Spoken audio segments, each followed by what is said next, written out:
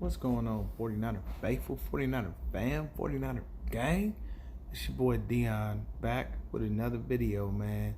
I figured, free agency is already pretty much all but wrapped up. We'll have like a post free agency run after the draft is over, but the main runs of free agency have all been taken care of. A lot of the main big players that would have been out there have been signed. But definitely want to keep continuing to touch on our Niners. So definitely please hit that like button, hit that subscribe button, turn on the post notifications. You can keep yourself up to date on any and everything San Francisco 49ers. The one thing I necessarily haven't really talked about much is our free agency moves outside of the franchise. So when I say that, I just specifically mean period guys that just weren't with us before. You know what I'm saying? We had dudes that would have been, with other squads last year, and now they come to the Niners.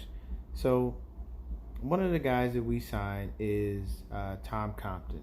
Now, Tom Compton, of course, is familiar with Kyle Shanahan. They have their history and whatnot, which is why Shanahan brings him in. Tom Compton is a guard. He was with the New York Jets last year, and we all know how the Jets turned out. But because of Compton's familiarity with the system and his versatility, being able to play guard, that's why they picked him up to go ahead and do so. Because we did release Mike Person. Person was our starting right guard outside of the left guard, Laken Tomlinson, but we went ahead and released him. So Tom Compton comes in, another Shanahan guy, knows the system. Shanahan already knows what to expect from him, and he brings him in to compete, with that for that right guard spot, along with, obviously Daniel Brunskill, a guy like that, because Brunskill played left tackle and he played right guard. He's, done a fantastic job just filling in for us in general. So the next guy we have is Joe Walker. Now, Joe Walker, was with the Arizona Cardinals last year. From what I hear, he wound up taking the starting linebacker spot pretty much. He snatched somebody's job from him, so I can understand that why they go ahead and sign him for linebacker depth. Elijah Lee did walk, but it wasn't like he was really doing much. And before Joe Walker, our linebacker room specifically consisted of Azeez Al-Shaair, Dre Greenlaw, Quan Alexander, and Fred Warner. So I guess they add a fifth guy to the element to see possibly if we can get a guy in that may have a little more experience. So to be honest with you, you're going to see Joe Walker and you'll see him winding up battling it out with Azeez. And if he's better than Azeez, then yeah, he'll go ahead and snatch that.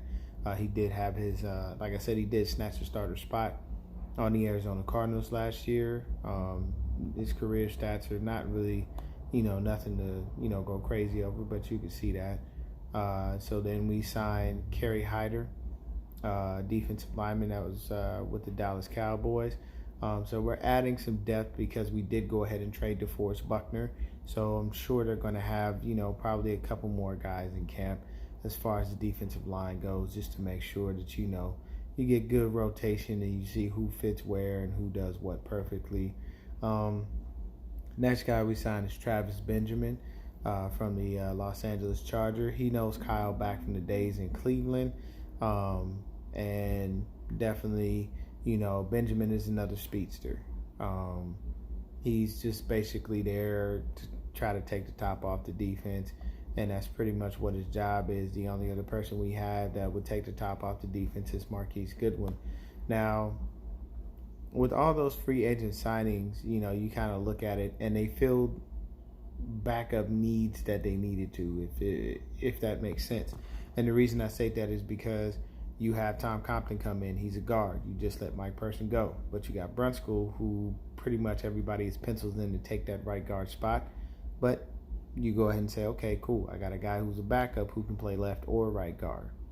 Then, you go ahead and you bring in this kid Woods and you say, okay, I want to make sure I have quality depth behind Fred, behind Dre, behind Quan, and the only other depth we had, like I said, was Azeez. And they're feeling like, okay, if we can get a guy that comes in and we can rotate him in and make sure that everybody continues to stay fresh, then we'll be cool.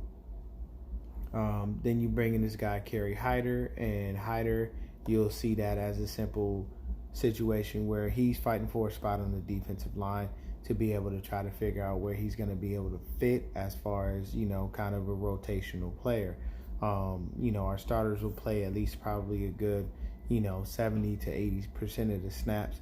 And then those other guys will get in there and fill up that other, 20 to 30% that they don't play, which is understandable. So for us, I see these as just, most of these guys, nobody on that list is going to come in and be a starter, save for possibly Tom Compton if he beats out Brunskill, but I don't see that happening.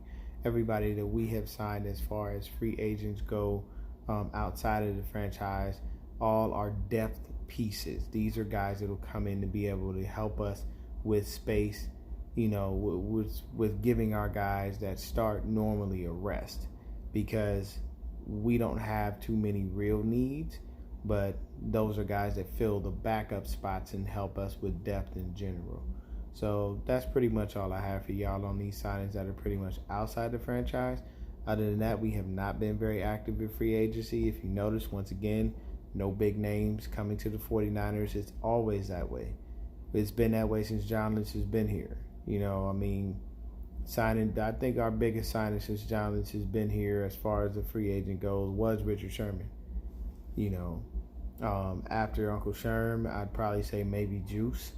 But other than that, everybody else is a person who's familiar with either Shanahan's system or Saleh's system, either or. They only pick pieces that will fit in the puzzle.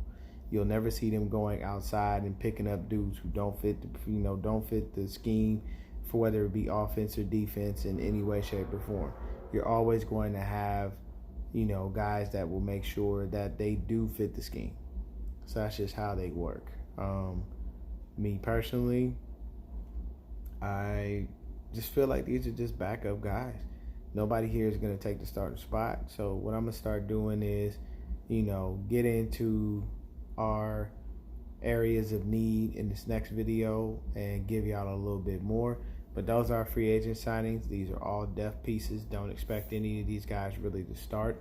Outside of maybe Kerry Hyder, because he does make a couple of splash plays here and there, or possibly Tom Compton.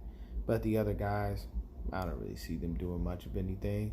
But I'll be back with another video. I'll hit y'all with a couple of, quick hit videos, stuff that won't be super long, to be able to touch on all our positions and then kind of go with the need as far as if we need to draft or not.